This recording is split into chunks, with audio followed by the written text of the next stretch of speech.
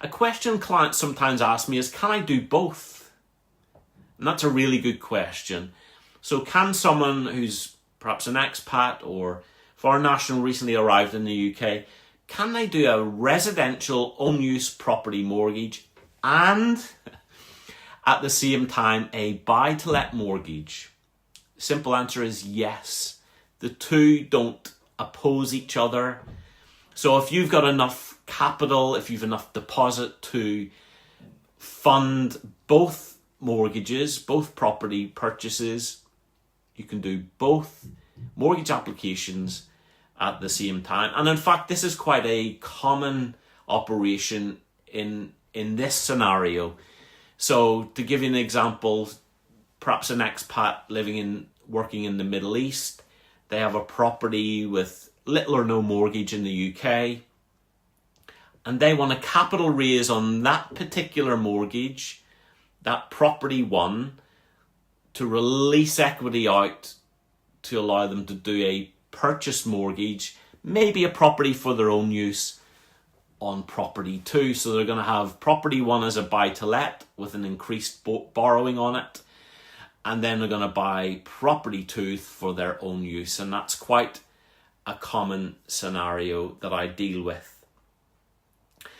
So that's been a lot of information, but that is covering the discovery call. Hopefully I've helped you to understand how the discovery call works, what's involved. So why it's important to have that discovery call.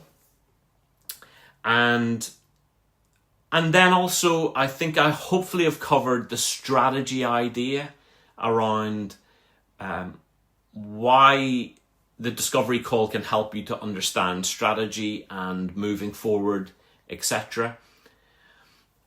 I hopefully have cleared up any misconceptions that this isn't about gathering lots of personal information. You can give as little or as much information as you want. It's not documented. It's not, stored or anything like that. So everyone can be completely comfortable with that.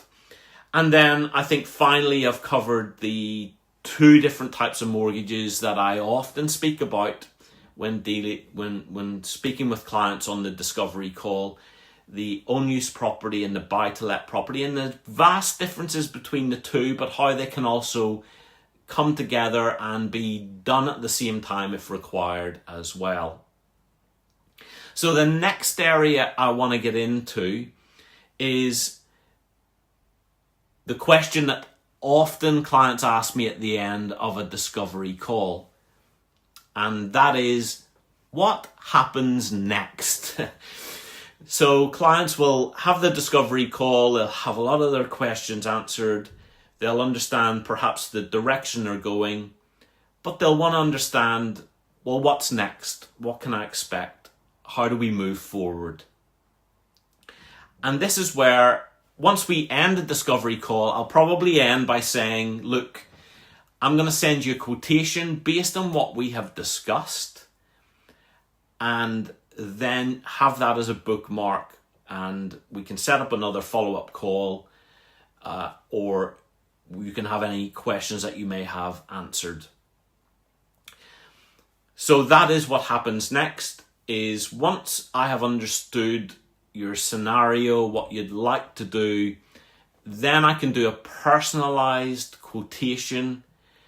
And that's very useful because that's going to give you an expected or an indicative interest rate specific to your circumstances, having had that discussion. Whereas, as I mentioned previously, if you don't do the discovery call and you just fill the form in, there can be a lot missing, and we can't necessarily guarantee that the deal I quote is what we can get for you.